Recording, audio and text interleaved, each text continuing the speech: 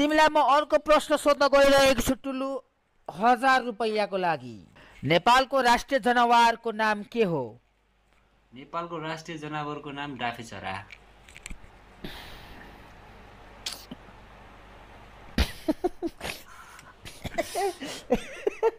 ओइ डाँफेचरा त कहाँबाट जनावर भयो?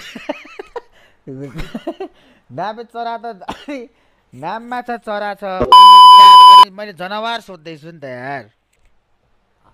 आज त्यो कुकुर सुतिराखा पछाडितिर होइन, सुतिरहेछ कि त्यसलाई चाहिँ खानेको लागि व्यवस्थापन के छ त दाइ? यसले दिनको 1000 रुपियाँको मासु हान्छ।